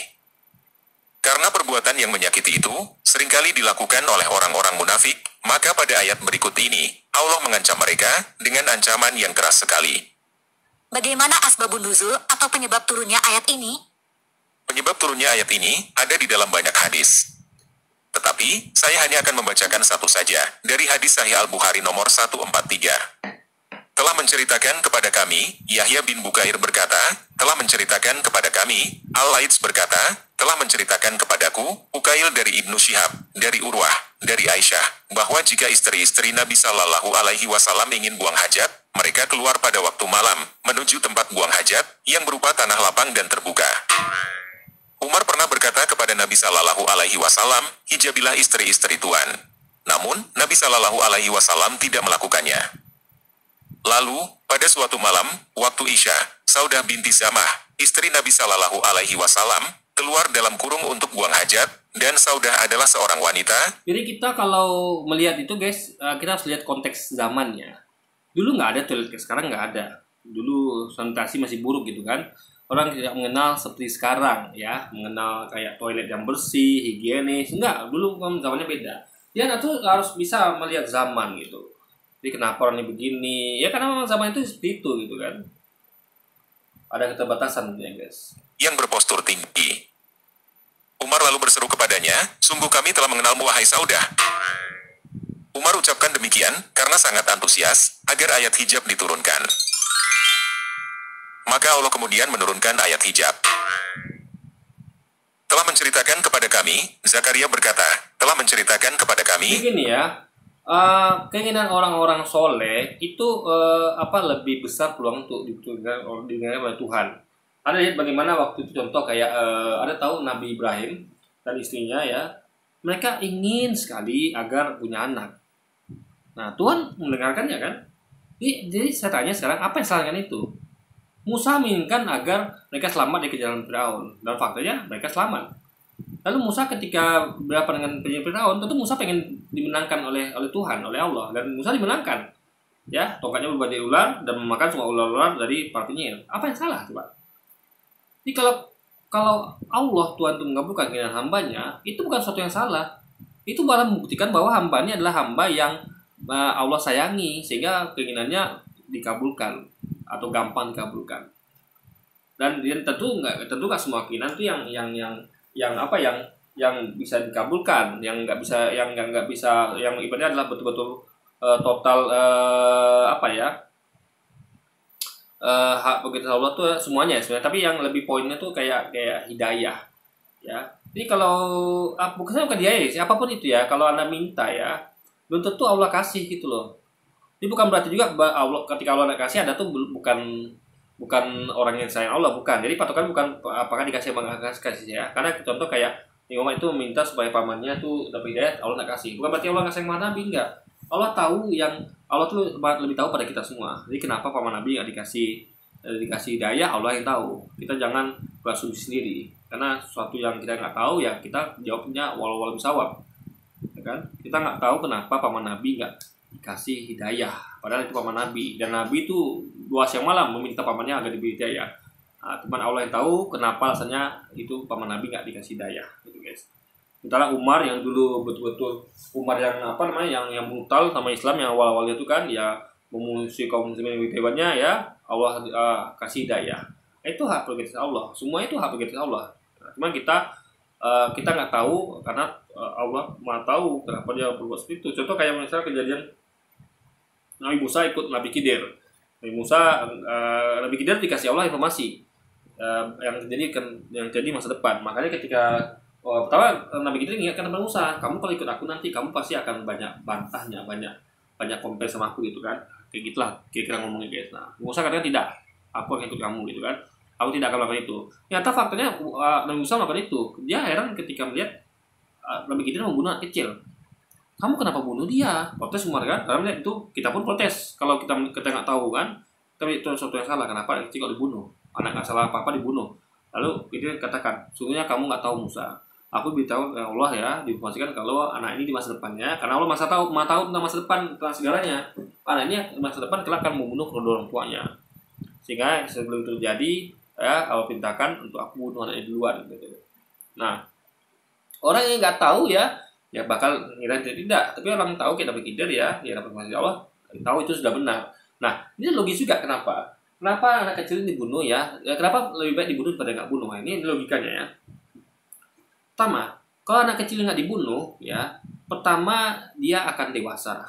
Nanti akan dewasa karena Allah tahu ya, bukan Allah buat anak kecil itu bunuh orang tua, bukan ya, ingat ya.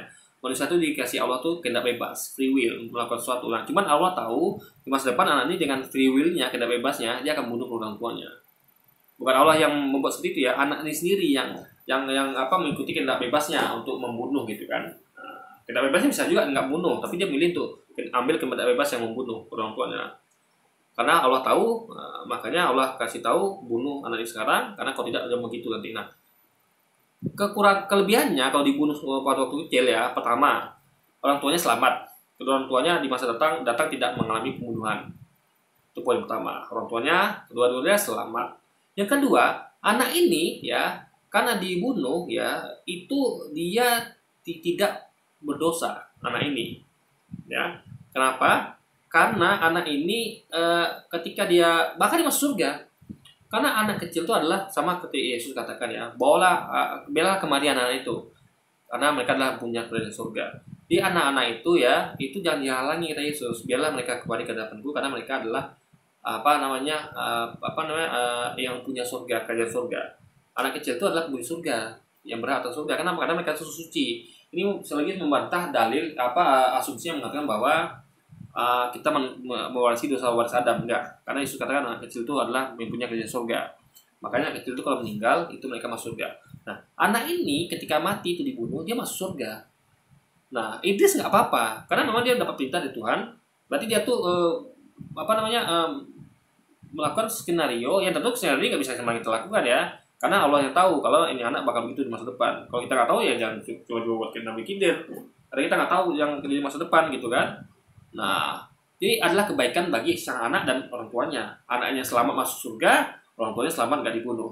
Tapi kalau tidak dibunuh, ya ini adalah ngerti logika ini. Ketika dibunuh anak itu, ketika dia besar ya orang tuanya dibunuhnya, dua-duanya. Anaknya pun tentu masuk neraka guys, kekal karena dia kalau orang tuanya beriman ya. Karena membunuh orang beriman ya itu kekal di neraka. Kalau ada orang yang membunuh orang beriman, ya satu orang saja beriman itu cukup dia membuat dia kekal neraka. Apalagi kalau dengan sengaja ya, bukan dengan sengaja dan dengan betul-betul keyakinan memang melakukan pembunuhan gitu. Bukan paksa misalnya kayak di takut diancam gitu kan. Nah, memang keyakinan dia sendiri gitu kan. Nah, itu kekal di neraka. Apalagi nih kedua orang tuanya tentu lebih berat lagi kan. Nah, jadi semua terselamatkan, orang tuanya selamat, anak kecil selamat.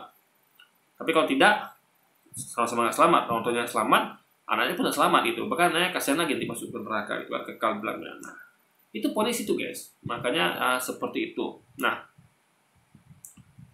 jadi saya pengen tadi ngomong apa saya? Nah, jadi keinginan dari orang-orang ini nggak ada salahnya kalau dia keinginan lalu itu turun gitu kan? Ya, kayak juga keinginan siapa ya? Ya keinginan Ibrahim untuk punya anak, dikasih langsung Allah punya anak Ibrahim kan. Juga keinginan para nabi, orang-orang soleh, mengingat suatu Allah kabulkan gitu kan. Tidak ada masalah di situ gitu. Jadi itulah keutamaan orang-orang yang beriman dan beramal soleh. Keinginan mereka tuh akan lebih cepat dikabulkan Allah gitu kan. Karena Allah tuh tentu akan lebih senang pada mereka, akan lebih sayang pada mereka. Tapi tetap ada semuanya Allah lebih tahu. Jangan mentang-mentang Allah belum kabulkan keinginan kita, hajat kita, lalu kita menduga yang tidak pada Allah. Karena dia lebih tahu daripada kita. Mungkin yang kita minta tuh nggak baik bagi kita. Allah tahu lebih daripada kita. Jadi salah seperti itu guys. Jadi intinya kita serahkan semua sama Allah lah. Kalau dia mau tahu. Kita hanya bisa meminta. Ya dikabulkan, syukur alhamdulillah. Nggak dikabulkan juga ya sudah nggak apa-apa. Karena Allah yang lebih tahu. Mungkin yang kita minta tuh nggak baik bagi kita gitu kan, atau ada lebih baik daripada kita untuk kita yang nanti Allah kabulkan. Nah, karena kita sebagai yang posisi yang nggak tahu ya, Allah maha tahu ya, kita serahkan semua Allah gitu. Abu Usama dari Hisham bin Urwah, dari bapaknya, dari Aisyah, dari Nabi Sallallahu Alaihi Wasallam, beliau bersabda. Nabi Sallallahu Alaihi Wasallam, inilah orang ini dibaca itu juga beres ya. Nabi Sallallahu Alaihi Wasallam, bukan Nabi Sallallahu Alaihi Wasallam. Jadi dia baca ini guys ya. Nih, kalau kita baca memang seperti itu. Kalau orang nggak ngerti ya, yang nggak ngerti lafal begitu, dia akan baca Nabi Sallallahu Alaihi Wasallam. Kalau tidak, orang yang ngerti ya, ini teksnya begitu. Ingat, teks ini kan diambil dari bahasa Arab di Indonesia kan. Tapi tetap bacanya dalam gaya Arab gitu. Nggak bisa seperti ini. Jadi meskipun tulis adalah Nabi Sallallahu Alaihi Wasallam, tapi terus dibaca Nabi Sallallahu Alaihi Wasallam. Nah, dia ngomong itu nggak beres gitu kan. Sok pula mau bahas hadis, sok pula bahas Quran. Sesat akhirnya guys. Nah, logika nggak dipakai, ya kan, ngomong asal-asalan, nggak pakai, nggak didetailkan. Nah, ini kacau guys. Jadi orang-orang ini sesat, ya. Baca ini aja nggak beres ya. Dia simple nih padahal, ya. Nabi Shallallahu Alaihi Wasallam itu dia nggak bisa dia, coba. Mana mereka ya? Sosok lah, bahas hadis lagi. Ini pelajaran basic loh, ya. Ya, kata-kata simple ini Nabi Shallallahu Alaihi Wasallam itu, ya kan. Yang simple Anda belum belajar. Nggak bisa, apalagi yang ribet kayak hadis sama ayat Quran. Yang tafsir tuh bukan sembarang orang guys, bukan sembarang orang, semua orang bisa tafsir, enggak. Kita memakai tafsir dari yang sudah ada daripada imam-imam kita gitu kan. Nah kita guru-guru kita juga tentu ngambil pendapat para imam itu gitu loh, orang-orang yang sudah ahli dalam menafsirkan. Nanti nama itu ahli tafsir. Maka kita tuh Islam tuh nggak sembarangan. Kita memakai Islam tuh selalu logis guys. Jadi kita tuh serahkan semua pada ahlinya. Ahli kalau mau tafsir Quran hadis ya sama ahli tafsir Quran hadis, mau mau sembuh ya kan, mau berobat ya sama ahli yang yang ahli kesehatan itu dokter gitu kan. Kalau mau perbaiki mobil motor ya ahli bengkel gitu. Islam tuh mengajarkan semuanya suka ahlinya, tanpa lagi nggak memakai ahli tafsir, tapi memakai tafsirnya sendiri. Kacau akhirnya guys. Makanya dikatakan celakalah di orang-orang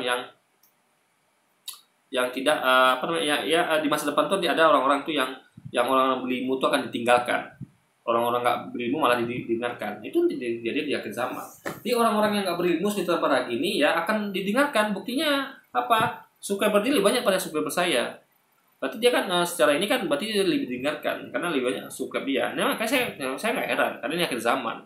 Ya kayak saya ini ya, itu nggak banyak subscribernya gitu, tapi juga mungkin karena faktor lain juga mungkin saya kurang menarik nyampaikannya gitu kan. Tapi yang nggak apa-apa lah, penting saya akan berusaha terus untuk menyampaikan kebenaran ya kan. Nah, tapi faktanya itu, maka saya teman-teman saja ketika melihat subscriber mereka ini kan lebih banyak dari saya cuma 2.000-an, mereka udah sampai 100.000 bahkan jutaan, ya nggak masalah ya, karena kebenaran bukan nilai dari subscriber ya. Tapi fakta itu membenarkan yang mengatakan bahwa di akhir zaman nanti orang berilmu akan ditinggalkan, orang nggak berilmu justru didengarkan gitu guys. Nah itulah, orang kayak tanpa lagi didengarkan, orang saya nggak didengarkan gitu guys. Itu memang sudah dibuatkan bakal terjadi gitu. Makanya saya ini makin memperkuat dari kita terhadap hal-hal yang dibuatkan dari Quran hadis guys. Allah telah mengizinkan kalian, dalam kurung istri-istri Nabi, keluar untuk menunaikan hajat kalian. Hisham berkata, yakni buang air besar. Jadi, Allah SWT menurunkan ayat turun gedebuk dari langit, khusus supaya istri-istri Allah tidak menurunkan ayat turun gedebuk dari langit, enggak. Allah itu ya memberikan firman-Nya itu wahyu kepada Muhammad. Dia itu bukan turun gedebuk dari langit, bukan. Jadi jangan Anda kira ya, orang kan mengatakan bahwa Quran itu adalah buku yang turun gedebuk dari langit. Enggak. Sama kayak ya Yesus mengatakan bahwa aku yang telah memberitakan Injil pada kalian. Sama kayak Muhammad, dia memberitakan Quran kepada umat manusia. Jadi seperti Yesus yang memberitakan Injil kepada manusia, jadi itulah Muhammad itu memberitakan Quran pada seluruh manusia. Injil firman Tuhan Allah, Quran juga firman Tuhan Allah. Jadi Nabi Muhammad dan Nabi Yesus sama-sama menyampaikan firman Allah. Jadi bukan berupa buku yang gedebuk dari langit, turun dari langit, enggak. Jadi jangan Anda pernah halu ya, Anda membayangkan bahwa ada buku yang namanya Quran itu turun dari langit. Enggak begitu. Ya, enggak sama kayak cara Allah menyampaikan 10 perintah atau Ten yang berupa law batu sama Musa, bukan itu metodenya, enggak. Ini metodenya sama seperti Yesus ya, di mana Yesus memberitakan tentang Injil kepada orang umat Israel, juga Nabi Muhammad itu menyampaikan firman Allah yaitu Al-Quran kepada umat manusia. Jadi bukan turun gedebuk dari langit, enggak. Anda salah besar ya. Makanya belajar. Jadi Anda itu tidak sesat seperti ini gitu guys. Ini bahaya loh kalau video ini ditonton orang-orang yang nggak berilmu kan, orang-orang yang nggak paham ya kan. Maka saya katakan ya orang-orang yang nggak berilmu kayak gini banyak dengerin orang gitu kan. Sementara orang berilmu ya, yang saya nggak berilmu kali juga, tapi saya lebih berilmu daripada yang tambah lagi. Ya kayak saya ini kurang didengar, makanya itu terbukti dengan subscriber saya masih 2.000-an kan, sementara dia sudah 1.000 atau berjutaan gitu guys. Nabi tidak diganggu oleh Umar ketika buang air besar. Untuk buang air besar aja, istri-istri Nabi perlu dapat izin gedebuk dari Allah? Jadi guys ya, bukan biar nggak ganggu Umar, bukan. Karena sesuatu itu kan tentu kita nih sebagai hamba Allah, itu hamba Tuhan, itu kita belum mengetahui aturan Allah gitu kan. Sama kayak kita mau bekerja di perusahaan, kita perlu tahu aturan perusahaan, kita nggak bisa buat aturan sendiri. Kalau Anda bekerja di perusahaan, Anda akan tidak tahu tuh apa sih aturan perusahaan. Makanya untuk apa? Agar kita tidak melakukan kesalahan.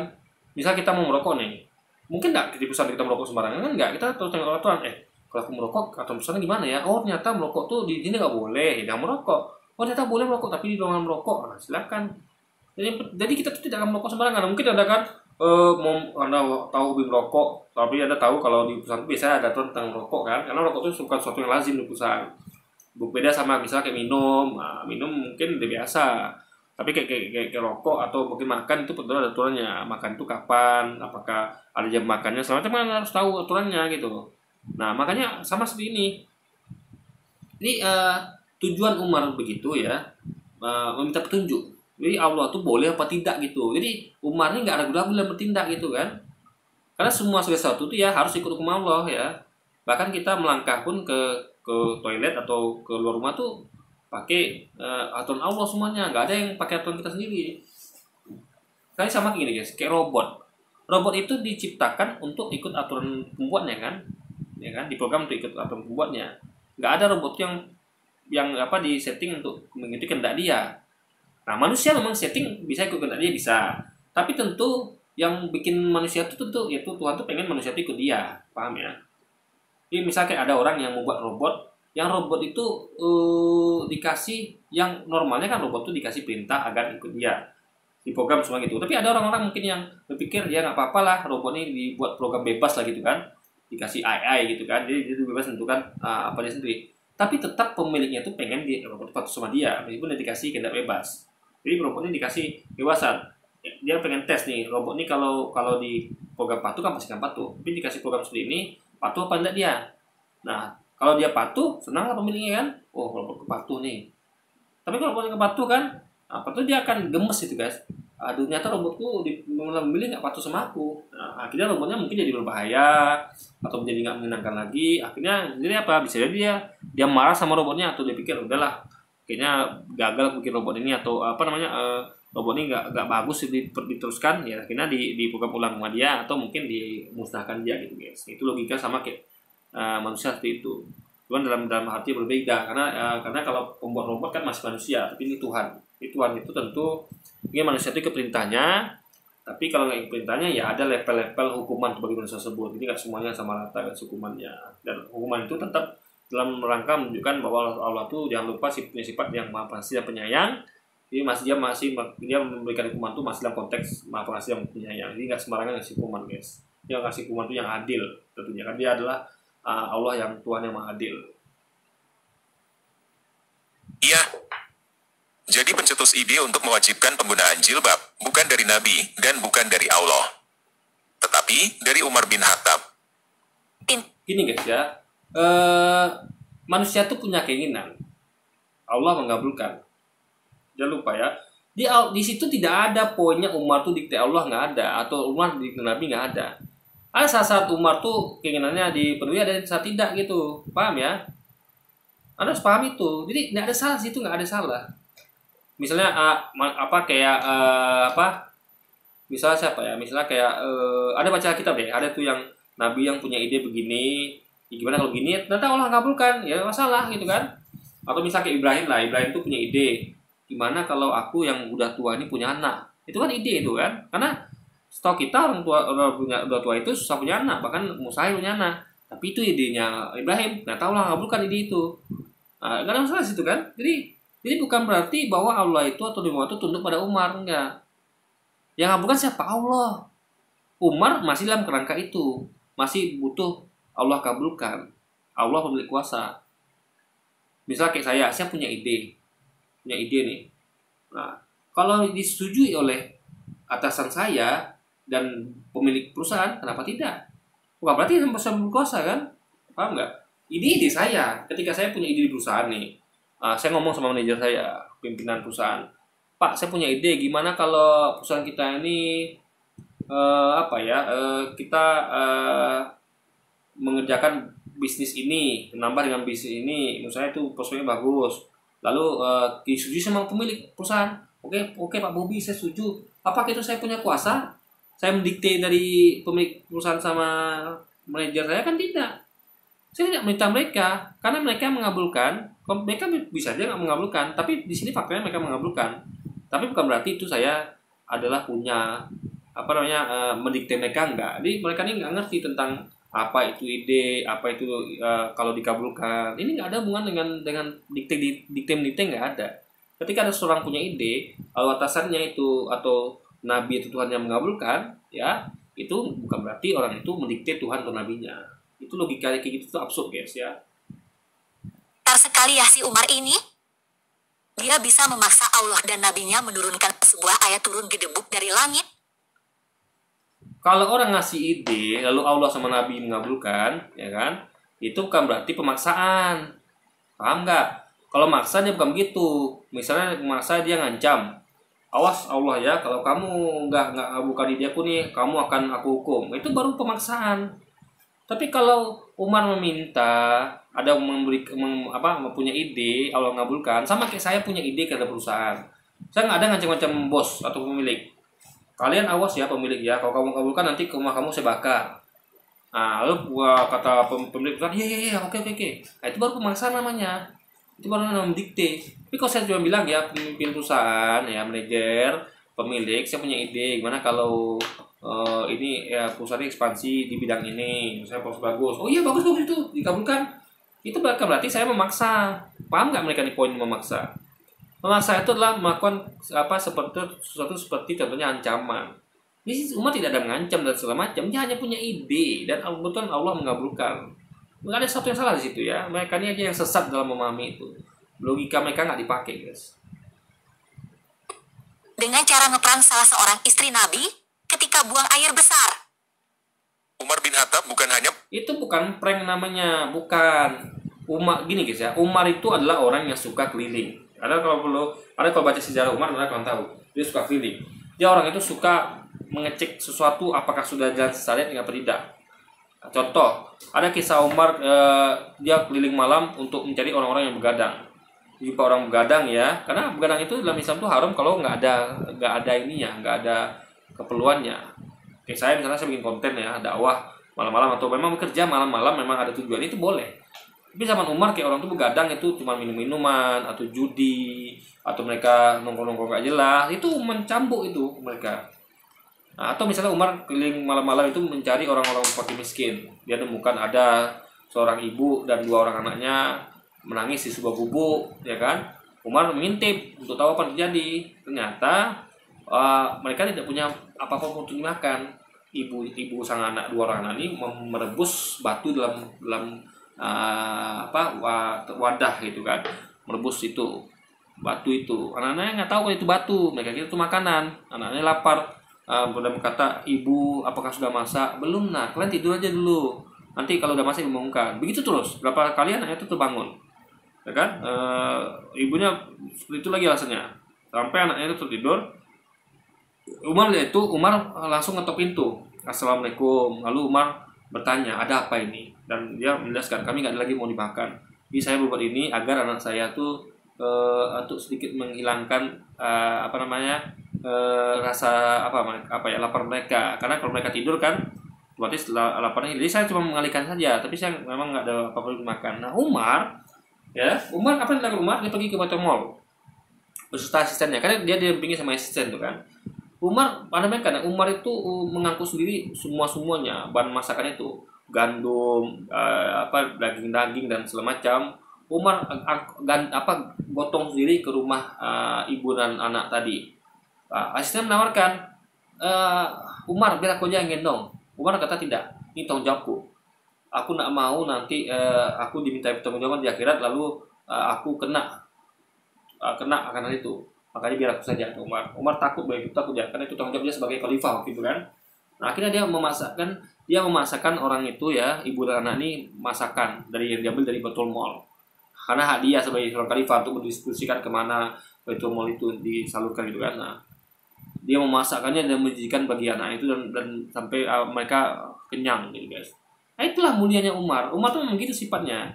Dia suka keliling. Kalau orang kita sebutnya sekarang belusukan. Jadi kalau Anda merasa kayak presiden kita itu belusukan hebat, Umar jauh lebih daripada itu.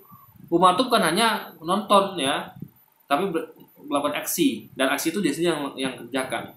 Kayak misalnya kayak mencampur orang-orang begadang, membawa langsung makanan hingga menjadikannya. Kalau presiden kita maaf tidak seperti itu kan, dia masih perintahkan orang lain. Misalnya dia melihat kebakaran atau dia melihat sesuatu lalu dia panggil lagi anggotanya, bukan dia langsung kerjakan sendiri lah. Kalau Umar nggak begitu guys. Nah, jadi itu intinya ya, poinnya adalah bukan Umar ngeprank, bukan. Umar tuh orang seperti itu, sehingga hal seperti itu ya itu mau nggak mau Umar akan lebih sering menemuinya dibandingkan yang lain gitu, karena Umar ini emang tipe pemimpin yang atau tipe orang yang suka belusukan gitu guys, sehingga bahkan dia tahu tuh apa yang terjadi di kota tuh tahu dia, karena emang dia orangnya suka inspeksi, suka keliling gitu guys, suka ngecek gitu kan, suka ingatkan, suka nasihatin. Itulah Umar. Itu adalah orang yang tidak hanya peduli pada dirinya tapi juga kepada keselamatan semua orang guys, agar semua orang itu selamat, agar semua orang itu mengikuti syariat yang Allah berikan kepada kita semua. Memaksa Allah dan Nabi-Nya menurunkan 1 ayat, tetapi 3 ayat. 3 ayat? Iya, 3 ayat. Ayo kita baca di dalam. Jadi ketika ide saya diapresiasi oleh pemilik perusahaan atau bos saya, itu nggak bisa dikatakan saya memaksa mereka, nggak bisa. Kecuali kalau saya ada ngancam. Umar ada ngancam nih ya, dia hanya ngasih ide dan dikabulkan gitu. Nggak ada salah sama situ, nggak ada. Ini orang-orang ini ya saking stupidnya gitu kan, saking nggak pahamnya, saking sesatnya ya, menyamakan pemaksaan itu dengan ide. Ya, ide yang memberikan ide dengan memaksakan ide itu mereka nggak tahu bedanya. Kalau memaksakan itu disertai ancaman misalnya. Tapi memberikan ide saja gitu yang dilakukan Umar ini gitu. Ya kan. Nah, oke guys, jadi mungkin ini udah cukup panjang videonya nih ya. Udah berapa jam ini? Udah 1,5 jam ya. Ini baru menit ke-6 ya, tapi udah panjang banget. Tapi gitulah guys, itu memang gaya saya ya. Dan menyampaikan sesuatu saya memang orangnya detail dan memang suka ngomong panjang lebar, ngasih banyak analogi gitu kan. Nah, kita akan teruskan model seperti ini. Saya juga suka cerita. Biar Anda tuh ya kita komentarnya tuh nggak padat berisi guys, tapi detail, komplit menyeluruh. Saya kasih banyak contoh gitu kan, biar Anda paham ya, kasih analogi biar semakin memudahkan untuk memahami. Jadinya video kita panjang begitu kan. Ini part pertamanya udah 1,5 jam guys, baru 6 menit begini baru. Nanti kita akan coba sambung lagi ya kapan ada waktu ya. Tapi saudara, sekian dulu dari video kita kali ini guys. Sampai jumpa lagi di video selanjutnya. Wassalamualaikum warahmatullahi wabarakatuh guys.